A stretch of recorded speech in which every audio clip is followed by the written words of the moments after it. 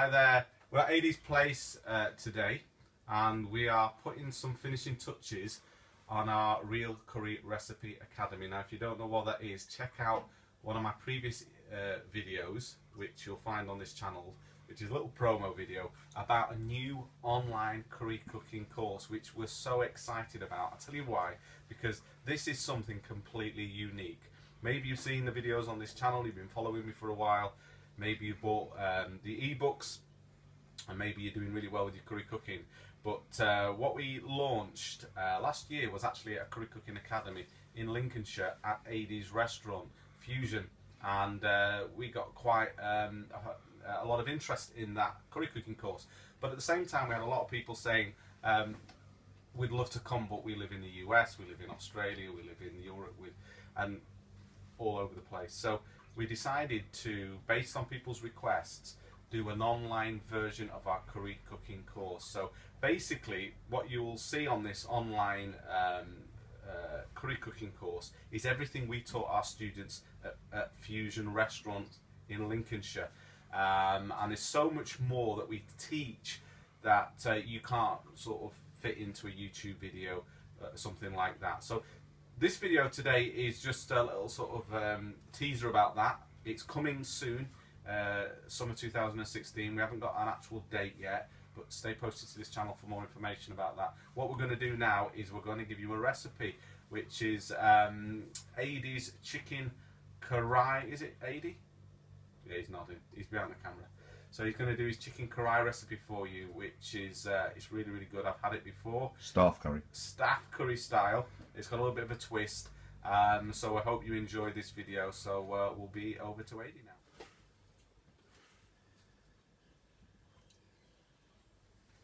So the first thing Adey's doing is he's just getting his spice combination together for this stuffed curry. How many people will this feed, Adey? 8 to 10, I should say, in a busy restaurant kitchen. 8 to 10 people, and it lasts 2 or 3 days once it's cooled down and refrigerated. So it's quite a really nice curry. It always tastes better the day after as well. So would you just like to just explain what the difference is for those who are not too familiar with a BIR typical British Indian restaurant curry and a staff curry? In other words, the curry that the staff would eat. Well, as you know, or maybe you don't know, British Indian restaurant curry is just that. It was pretty much invented for the British and by the British with their influences, hence British Indian restaurant curry. What you find with a lot of chefs that work in the industry, in restaurants and what have you, won't eat that. They like home style cooking, what their mum used to make, what their father used to make, and what they make themselves. And they class that as like a staff curry. So they'll stick that on the boil. 3 or 4 different chefs might have a go at it, you know, throw a little bit of their own influence in it, and they all have that at the end of the evening. And this is basically what we cook for our chefs. They like our staff curry. Yeah. And you've got a few good recipes as well from Abdul and Sultan, haven't you? Yeah, absolutely. Yeah, now, these spices here, this is just an interesting little thing just to make mention of, which is a distinct difference between BIR and home style or staff curries. We're going to use like a whole Garam Masala. We're not going to roast, we're not going to grind or anything. We're just going to fry these off slightly, which I'll show you when we're cooking it. Yeah. And you can pretty much please yourself for a twist of flavours. But commonly what I like to use is a bit of cinnamon, 3 or 4 bay leaves, some brown cumin, some fennel seeds, some black peppercorns, some green cardamom, and I've got a little teaspoon of mustard seeds in there. But you can, you know, add or take away. You know, if you don't like green cardamom, don't add them. Or, you know, if you don't like that when you bite into something and you get a cardamom bomb that tastes like a perfume bomb, grind them. You know, which you can actually buy a lychee powder, but I would grind these fresh in a mortar and pestle. Yeah, and then throw that in. Yeah, and it's, you know, take out any husky bits, and you're good to go. And you're not getting lumps of it. But I actually do like playing Russian roulette with it and throwing it in. You're like, oh, shit, you know. Excuse me. Yeah, but there you go. You know, a powder bomb. Yeah. But yeah, when we get to the cooking stage of these, come back to me and we'll show you how we crack on with them. Yeah, good. Right, guys, all we're doing here is we're prepping the onions for the staff curry, and we've just got, you know, any onions, don't matter, English, Irish, Dutch, Jewish, doesn't really matter, does it? And all we're doing is just roughly chopping these. Watch your fingers. We've got a very sharp knife. Don't mention about the yellow chopping board, right? I'm doing on the green one. This is the cleanest one we got. It was just literally a rocking action, roughly sliced, and we've got about 4 to 5 medium onions there. So come back to us in a minute when we start frying these off with the spices, and I'll show you how we go on back again. We're just prepping some chilies now, fresh chilies. Now I'm going to say fresh green chilies, okay? All these red chilies are the ones that have just gone a bit, you know, overripe, and they're basically green chilies that have gone a bit red in layman's terms. Now us here, we like it hot, and I mean hot. So what I've got is 10 to 12 medium-sized chilies going in this, and we will put a little bit of chili powder in with it as well, just to give it an extra zing. And maybe so what would you say this is sort of on a Vindaloo par heat then? Yeah, Vindaloo. So if somebody wanted to make this, I don't know, Rogan Josh heat, a bit of spice, not much. Yeah, 3 to 4 green chilies would be enough for the normal curry head. Yeah. Don't forget, you can add, but you can't take away, because the lemon juice principle in this does not work in this one. Don't ask me why that is. I'm not a chemist, but it doesn't seem to work. So if you know, you can always add green chilies to it at the end of cooking if it's not hot enough for you. Yeah, they often do that fresh, don't they? Yeah, you do with a jalfrezi and BIR cooking. You know, you add some at the start of it. Yeah. And a cooked chili is always slightly milder. Than it's two different tastes. Yeah, there's a different taste altogether. Yeah. It's a punch, a zing, isn't it? Exactly. That you get with and the you fresh get that chilies, bite factor as well. Absolutely. So you know, I might well throw a couple of sliced green chilies in here at the end. You know, just to give it a little bit. But you know, I've got 10 to 12 there, and that's going to be fairly zingy. But that's how we like it here. If I did it any less than that for my chefs, they'd just stand there and munch on the chilies by the side of me and just insult me on a naga or something and go, "Oh, what are you doing, you stupid Western git?" Do you know what I mean? Because that's like a pot noodle. So yeah, we're going to prep some garlic then and some ginger in a minute, so come back to us for that. Right, we're back again.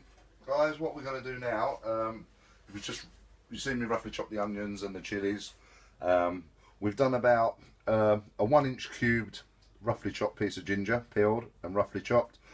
And we've done between 6 and 8 medium cloves of garlic, just peeled and roughly chopped.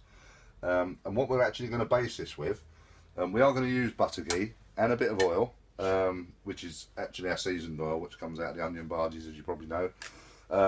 What my chef showed me when he was cooking, anchor butter for flavour, purely for flavour.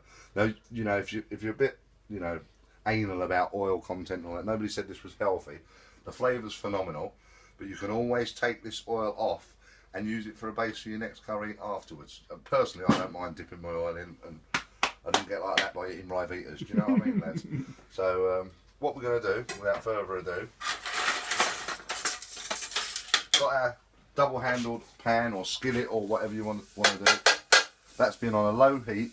And that's heated right the way through, so it's going to sizzle a bit. But we're just going to use a chef's spoon of our oil.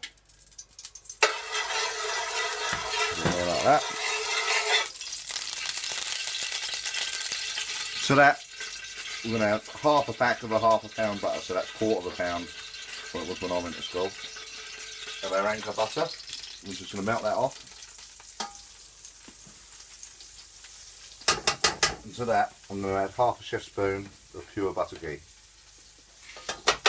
I know, it's not healthy, I know. When you're in a box, don't come back to me and say, "Ooh, that killed me, that did."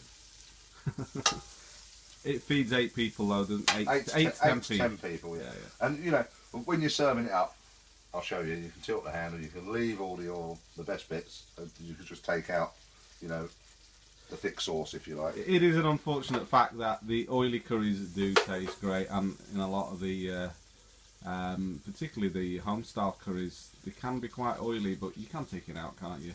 Exactly. If it's once every now and then. What I'm going to add to that, guys, is the chopped onions. You can put, you know, put red onions in this if you like. It's slightly sweeter. A lot of Indian, well, Pakistani and Northern Indian, they use red onions all the time. Yeah. Or use 50-50 if you like. Give it a bit diverse. We've only got white onions, so I ain't going to muck about. Just sweating off them onions. There's one I made earlier. Look, tells it's live, doesn't it? I haven't even chopped it. Don't try and chop that with greasy fingers, because I'm probably going to go. Right, so just put those onions in there, those chopped onions, and we're just sweating them off. 1 to 2 minutes, that's all, on a medium heat. And what I want to do is just going to push them to the side a little bit. And I'm going to add, remember those whole spices? I'm going to add all those in there. Just turn the gas up a little bit. I just want to get those spices cooked in all those lovely juices. And then we'll come back to that in 2 minutes when we add chilies, garlic and ginger. Right, we've just fried off those whole spices, the bay leaves and everything in there. That's been about a minute, possibly 90 seconds. I'm just going to add to that now. Right, I've just added to those onions and those spices, just added the chopped chilies, the chopped garlic and the chopped ginger, and again we're just stewing them and sweating them off for a minute. And we'll come back to that in probably 2 or 3 minutes, and then I'm going to add the spices.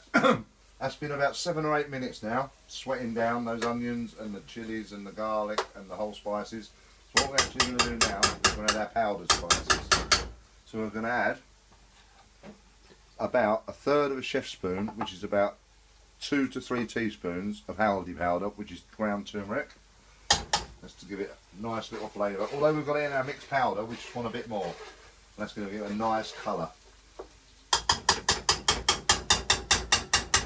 We're going to add 1 teaspoon of salt. Again, you can always add a bit more salt and season it up later. You know, don't go putting too much salt in straight away. We're going to have 1/2 chef's spoon of our mixed powder. We're going to have 1/4 chef's spoon of tandoori masala. That's just shop bought tandoori masala. We're going to have 1/2 chef's spoon of garam masala. That is our fresh ground one. The recipe's on Julian's channel. There's one on my channel. You can use shop bought, it's fine, but there's a lot more going on this. Gives it a bit more flavour. And just for that added zing, a good heaped teaspoon of extra hot, as is extra hot, chilli powder. I wouldn't put this in at this stage if you don't want to, guys. Taste it, make sure it's hot enough with all those chilies going on. This is optional, purely optional. So we'll put that in, and we're just going to roast these spices and toast these spices off. Similar, although we haven't got the raging heat, but in a similar way that we do the BIR. And look at that. I mean, that smell is phenomenal, John, isn't it? Yeah, it is. You can just smell that straight away now. Hungry. Right, it's been about 10 minutes now. You can see how those spices have all cooked down. It's all cooking down lovely. We want to add a bit more juice to that and a bit more sweetness. And a bit of a Pakistani influence here. Just peeled plum tomatoes. Anything will do, as the smart price. Doesn't have to be Napolina or anything like that. And these are 400-gram tins. And we just literally use chopped tomatoes if you want. Just stay away from the ones with garlic and herbs in, like the Italian ones. So that's 800 grams of tinned tomatoes. And what we'll do, we'll rinse those out and we'll keep some water at the side.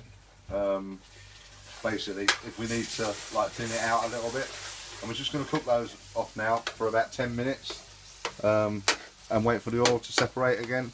There's no reason in the oil separate. It's nothing to do with BIR, the oil separation. It's purely to show that all the sweetness and that is cooked out of the tomatoes. So come back to us in a bit and it'll be ready to cook, add the meat. Right guys, what we've been doing while that's been bubbling away, that's been about 15 or 20 minutes. We've added 1 400-gram can, i.e. the empty can out of our tomatoes, of just cold tap water to that, because it was thickening up a little bit, and you can see that nice way, that's bubbling away. Oil's coming to the top lovely, so that's telling me all them spices are cooked nicely and what have you. In the meantime, while that was going on, we've got 2 medium-sized chickens, fresh chickens, which we soaked in water, cold water, and we actually skinned those. And we literally, it's easier to skin them if they're in cold water. Washed them, and we've roughly chopped them. And what we've took out of them is like the backbone, if you like, the neck piece, the backbone, and a little bit of the rib. We don't want it too bony. This is on the bone curry, guys. What's the difference, Adey? Would you just explain to everybody why home-style staff curries, they prefer meat on the bone as opposed to off the bone? A, because they eat with their fingers, it gives them something to grab hold of. But preliminary, it's flavour. You're getting you know, but when you chop into that bone, you're releasing the marrow and the natural goodness. And as you know, when you make any stock, it's done with bones and skin and whatnot. And they don't, to be honest, the Bengali guys, they throw all that in, the whole lot. But it's just too bony for us Western guys. So, you know, for the sake of, mostly Westerns are going to be cooking this, English people and what have you, we've taken that off, and we've taken the parson's nose off as well. We've rinsed it, and then we've just sprinkled in a bit of garam masala. Obviously wash your hands every time you're handling raw chicken. That's paramount that you wash your hands, I've got to say that, guys. And all we're going to do with that is we're going to throw that in. There's no need to brown it or anything, it's just going to cook in its own juices. I'm just going to throw that into that gravy like that. Yeah, that was a bit of a surprise to me. I notice a lot of South Asian cooks, they don't brown the meat, they just put it straight in to the sauce. And that'll be tender. We're going to basically cook that slightly different to how they do a staff curry. They will do it so it's tough. They like a bite to their meat and their chicken and what have you. I'm going to cook this basically until it's almost falling off the bone. It's not going to be shredded, it's just going to be pre that. And we'll come back to it and I'll show you, and we're going to add some coriander. But really, that's it. You know, we're going to test it for seasoning, test it for spice. But other than that, if it thickens up too much, we've got another can of water here, which I'm going to throw in. We're just going to turn that heat up a little bit. And we're going to let that cook away for about 35 to 40 minutes on a medium to low heat.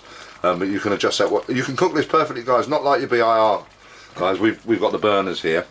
Because obviously it's where we do the food and we do the curry courses from, and we teach students on the high output burners because that's what you need for BIR. What you can quite happily cook this on an induction hob, quite happily cook this on an electric hob. Obviously with electric you haven't got as much control, and on a gas hob it's fine. There's no rules really with staff curries. We're just using this because we've got it and we've got a bottle of gas handy. So come back to us in about 35-40 minutes and we'll add some coriander and go from there.